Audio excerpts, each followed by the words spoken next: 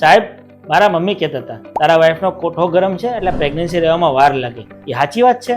જોવો ભાઈ, ઘણી મહિલાઓ કહે છે કે મારે કોઠાની ગરમી છે, કોઠો ગરમ રહે છે, કારણ કે તેમને એસિડિટી રહેતી હોય છે, મોઢામાં ચાંદા પડતા હોય છે, શરીરમાંથી અંદરથી ગરમી અનુભવતી હોય છે. પણ મહત્વની વાત એ છે, આધુનિક મેડિકલ સાયન્સ પ્રમાણે કોઠો ગરમ હોવો એવો કોઈ રોગ છે જ નહીં. આવા બધા લક્ષણો ખાસ કરીને જે બહેનો પાણી ઓછું પીવે છે, વારંવાર પેશાબનો ચેપ લાગે છે, વારંવાર વાયરલ ઇન્ફેક્શન થાય છે, વિટામિન્સ અને મિનરલ્સની ડેફિશિયન્સી અને ખાસ કરીને હોર્મોનલ ઇમ્બેલેન્સ અને તેના લીધે જોવા મળે છે. તો દરેક કપલ કે જે પ્રેગ્નન્સી પ્લાન કરે છે તે ઘરગથ્થુ ઉપચાર તો કરે જ, પણ સાથે સમયસરની ડોક્ટરની સલાહ લે અને એ પ્રમાણે આગળ વધે. તો સ્વસ્થ અને જલ્દી પ્રેગ્નન્ટ થવા માટે જરૂરી છે સંતુલિત આહાર, યોગ્ય હાઇડ્રેશન, નિયમિત ઊંઘ, પ્રમાણસરનું વજન, નિયમિત કસરત અને સાથે તમારા ગાયનિકની સલાહ અને સૂચન. તો દરેક કપલ યોગ્ય સલાહ સૂચન અને નિદાન દ્વારા પ્રેગ્નન્સી તરફ આગળ વધી શકે છે. જો તમને પણ આવી કોઈ તકલીફ હોય તો હા કે ના જરૂર લખજો.